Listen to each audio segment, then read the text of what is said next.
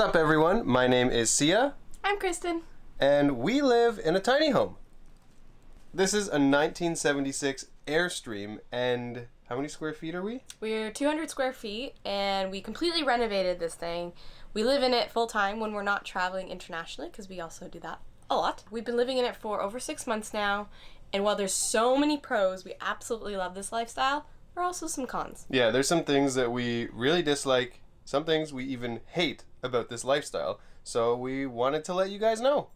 Here are 20 reasons why you probably shouldn't live in a tiny house or RV.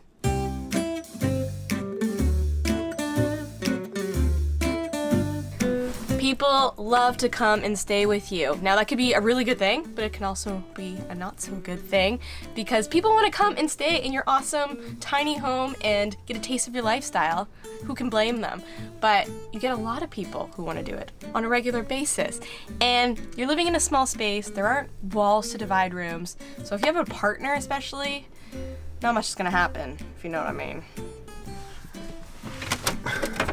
Things tend to break a lot because you're moving around, you're shifting, you're in different locations, and if you don't feel comfortable with like basic electrical, basic plumbing, basic like woodworking, then I don't think living in a tiny home is for you. Living in a small space with someone else means you're living in a small space with someone else. Can I get in here for a and sec? It can get a little annoying because you're bumping into each other all the time. You have to see each other all the time, which can mean more conflicts.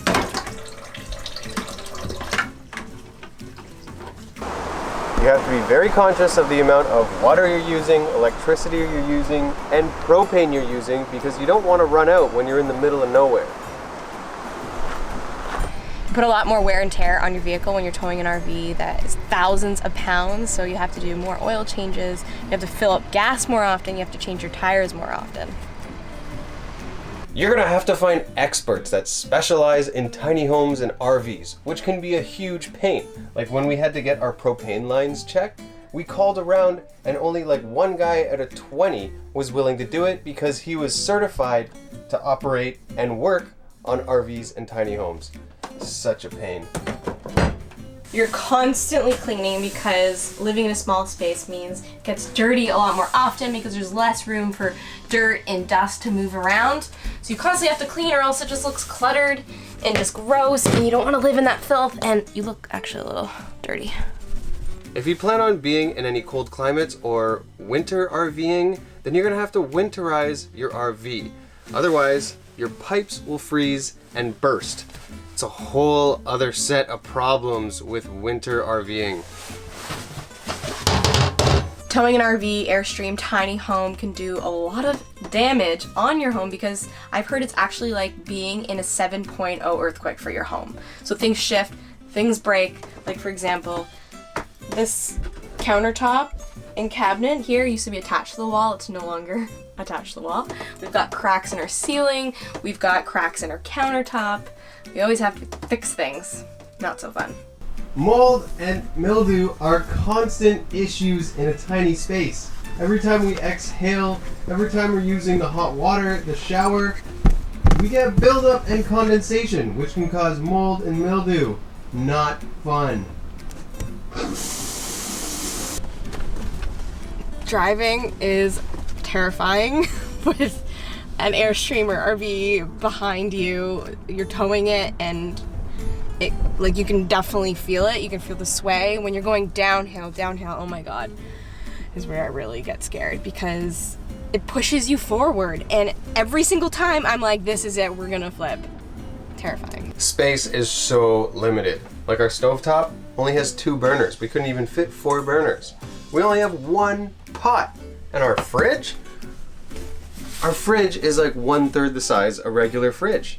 So we can't contain a lot of food. We have to go shopping way more often. Dumping is the least glamorous thing about RV life. Dumping poop, pee, water that you use from the shower, from the sink, it all stinks and is grimy and slimy and no one enjoys doing it. Parking fees. Now if you're not boondocking or you have free places to park, parking fees can rack up and get expensive. I'll take that, please. Oh, thank you. When you're constantly on the move, you have to constantly set up and tear down, and that can be very time consuming. Now, if you're staying in RV parks, some RV parks only let you stay for a month at a time and then they kick you out. This means you're constantly looking for places to park. Clutter. When you live in a small space and you have too much stuff, then it's just, it makes me anxious, and it looks like you're a hoarder. You can't have everything. When you're constantly moving around, you have a lack of regular community. You don't get to really know your neighbors past a week, and it can get lonely.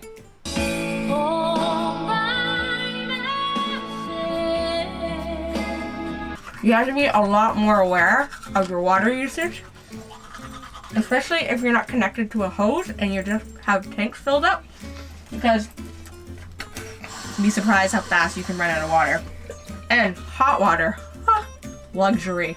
If you have people who come over and want to spend the night, space is very limited, and we can only fit like 2, maybe 3 other people. It gets crowded fast. Excuse me, we're filming.